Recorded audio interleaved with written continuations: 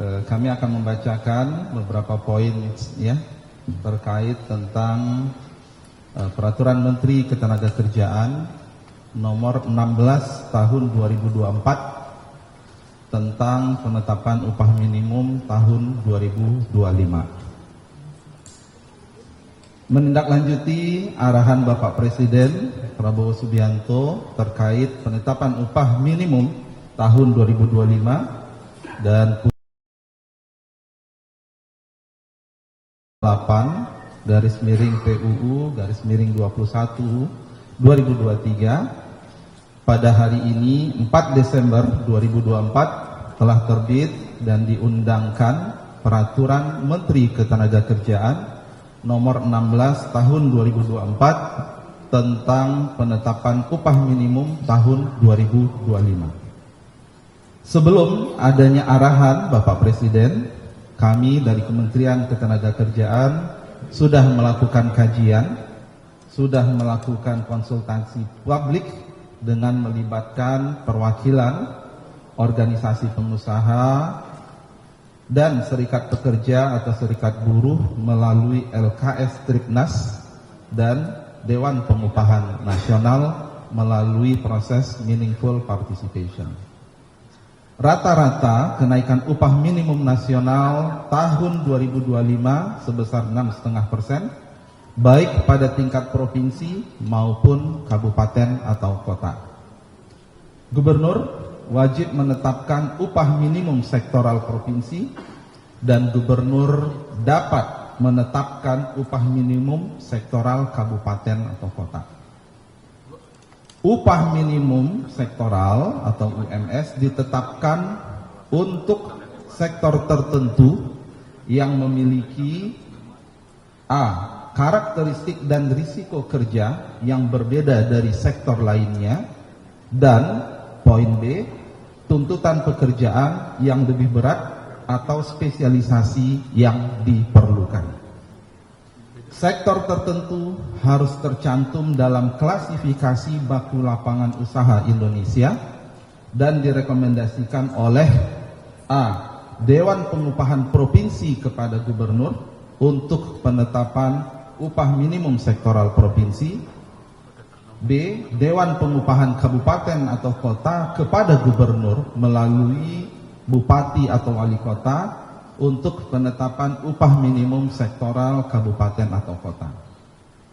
Nilai upah minimum sektoral provinsi harus lebih tinggi dari nilai upah minimum provinsi, dan nilai upah minimum sektoral kabupaten atau kota harus lebih tinggi dari nilai upah minimum kabupaten atau kota. Upah minimum sektoral tahun 2025 dihitung oleh Dewan Pengupahan Provinsi untuk upah minimum sektoral provinsi dan Dewan Pengupahan Kabupaten atau Kota untuk upah minimum sektoral kabupaten atau kota. Nilai upah minimum sektoral didasarkan atas kesepakatan Dewan Pengupahan Provinsi untuk upah minimum sektoral provinsi dan kesepakatan Dewan Pengupahan Kabupaten atau Kota untuk upah minimum sektoral kabupaten atau kota. Poin selanjutnya, upah minimum provinsi tahun 2025 dan upah minimum sektoral provinsi tahun 2025 ditetapkan dengan keputusan gubernur dan diumumkan paling lambat tanggal 11 Desember 2024. Upah kota 2025 dan upah minimum sektoral kabupaten ditetap dengan keputusan gubernur dan diumumkan paling lambat tanggal 18 Desember tahun 2024. Upah minimum provinsi tahun 2025, upah minimum sektoral provinsi tahun 2025, upah minimum kabupaten kota tahun 2025, dan upah minimum sektoral kabupaten atau kota tahun 2025 yang telah ditetapkan mulai berlaku pada tanggal 1 Januari 2025. Kami harap kiranya semua pihak dapat melaksanakan kebijakan penetapan upah minimum tahun 2025 yang sudah mempertimbangkan daya beli pekerja dan pertimbangan terkait dengan daya saing usaha. Selanjutnya, kami akan melakukan sosialisasi kepada para gubernur, bupati, wali kota, kepada kepala dinas yang membidangi ketenagakerjaan dan seluruh stakeholders lainnya. Akhir kata, kami dari Kementerian Ketenagakerjaan mengucapkan terima kasih kepada semua pihak yang sudah banyak membantu hingga terbitnya peraturan Menteri Ketenagakerjaan ini. Saya mulai dari kementerian yang membantu, Kementerian Hukum, Kementerian Kemenko Perekonomian, kemudian Kementerian Hukum, kemudian Mensesnek, Mentekap,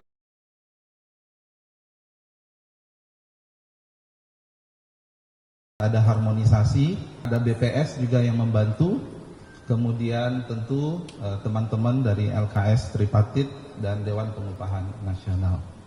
Demikian yang bisa kami sampaikan. Terima kasih. Silahkan kalau ada pertanyaan.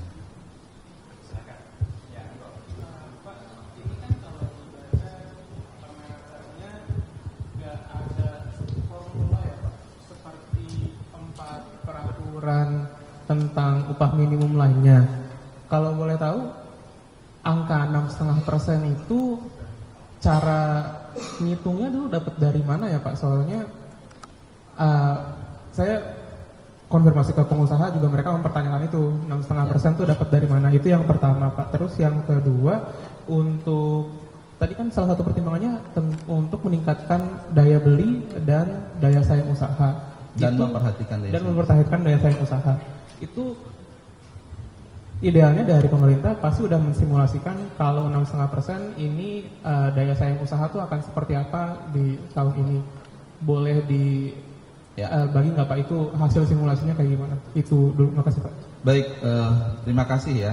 Yang pertama, sekali lagi yang harus kita perhatikan bahwa peraturan ini hanya berlaku untuk tahun 2025. Ya, jadi ini adalah respons kita ketika sudah ada keputusan MK, kemudian kami melakukan kajian. Ya, kita ada beberapa kajian dengan yang pertama terkait dengan kita membaca ya pertumbuhan ekonomi, ya inflasi, kita melihat tren kenaikan upah dalam 3-4 tahun terakhir. Ya, dan sebenarnya kajian itu sudah kita sampaikan juga sebenarnya kepada teman-teman dari pengusaha.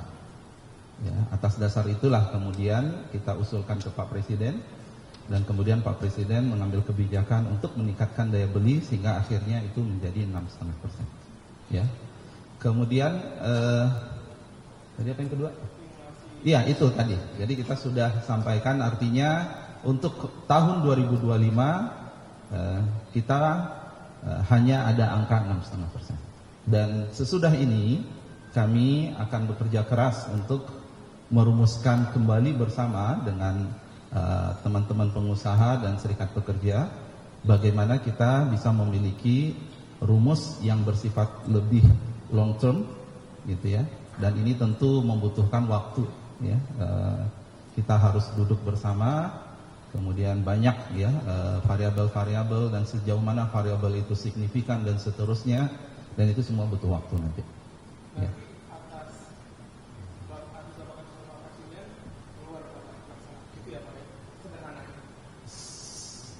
Kan saya sampaikan tadi proses ini panjang sebenarnya. Jadi dari poin tadi ya, sebelum kita bertemu Pak Presiden kan artinya beliau kan ingin mendengar kajian dari kami, dan kita sudah lakukan itu panjang. Jadi ada kajian terkait tentang ekonominya, ada kajian kita memaknai MK itu secara hukum seperti apa, sehingga itu yang kita sampaikan. Ya.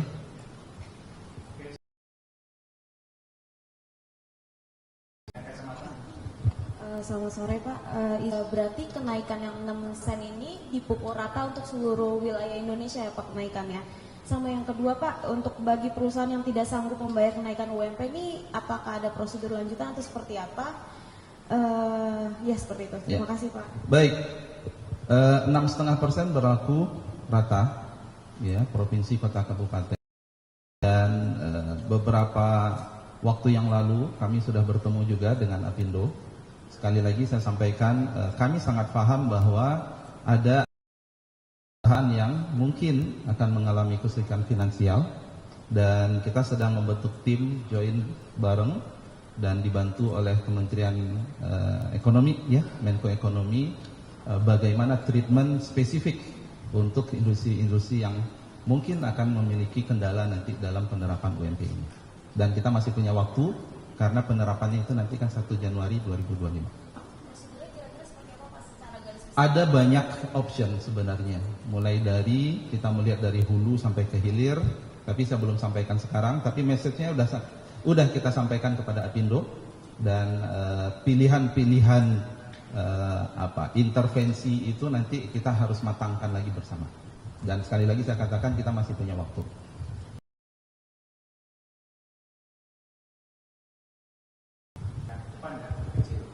Pak mau nanya Pak, ini kan penetapannya 6,5% gitu. Kenapa nggak 5? Kenapa nggak sekalian 20% gitu Pak? Pertimbangan Kemenaker apa? Kemudian Pak, pengusaha juga mengusulkan agar opsi misalnya yang belum mampu buat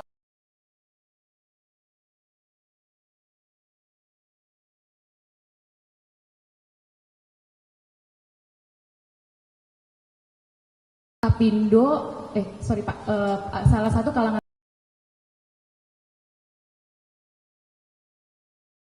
respon dari Kemenaker juga seperti apa Pak? Terima kasih. Ya.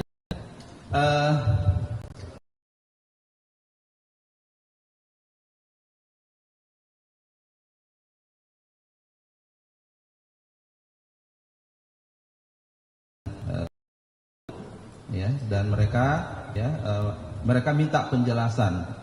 Ini datangnya dari mana, kita sudah sampaikan itu. Dan dari awal sebenarnya challenge kita itu adalah tadi mengidentifikasi beberapa jenis industri yang memang mungkin akan mendapatkan masalah ketika kenaikan. Saya bilang mungkin, ya. Nah, ini yang menjadi concern mereka, dan ini juga concern kami, pemerintah. Makanya saya katakan tadi, kalau dipukul rata kami paham pasti ada yang kemudian mendapatkan masalah. Sehingga inilah nanti kita masih punya waktu untuk memberikan treatment yang sifatnya khusus.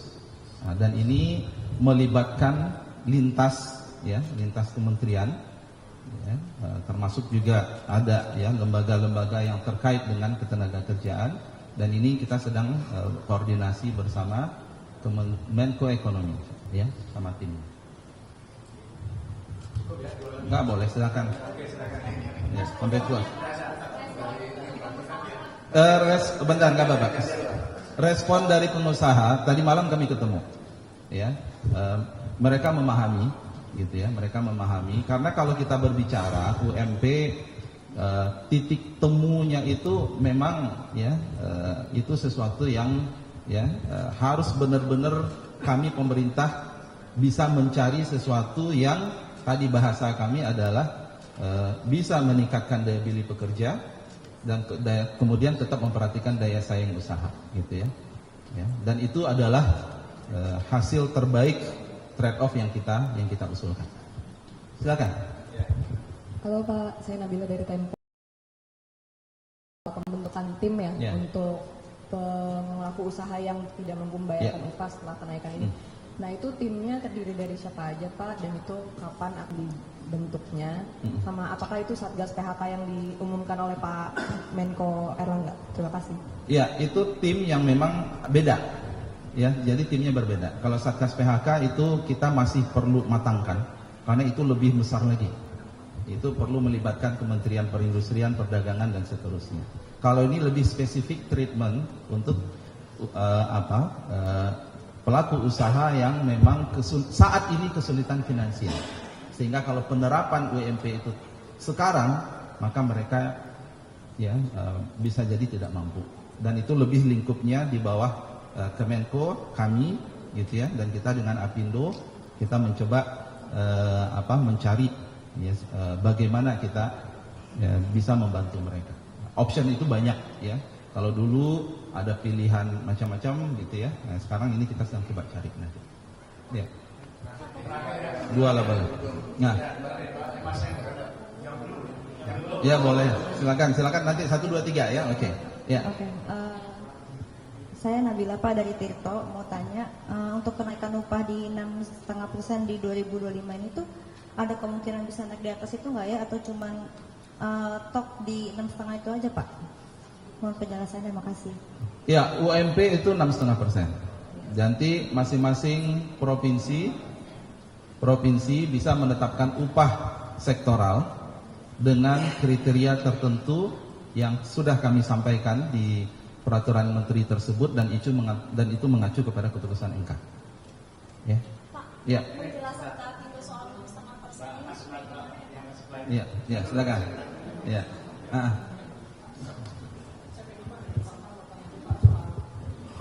Soal ini Pak, misalkan perusahaan itu mampu tapi nggak mau menetapkan UMP 6,5%, itu apakah ada sanksi?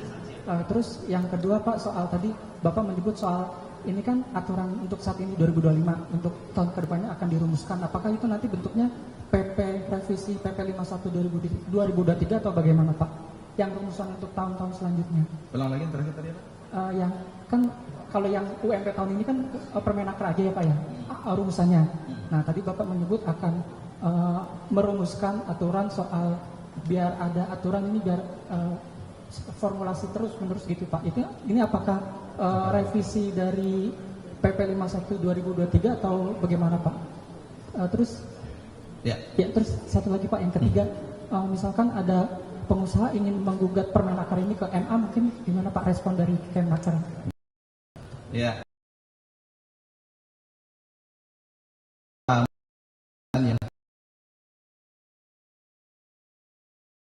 Gitu ya. Ini tentu mekanisme undangan berlaku, gitu ya. Dan kami memiliki juga pengawas ketenagakerjaan,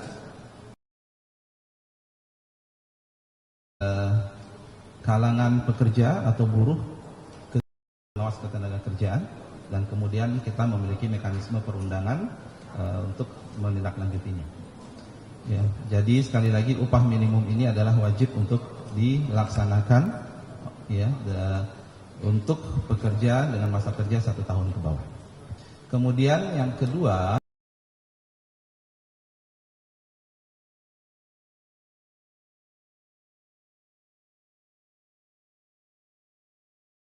tapi kemudian bisa dalam bentuk regulasi yang lebih tinggi, ya, seperti PP dan seterusnya, ketika memang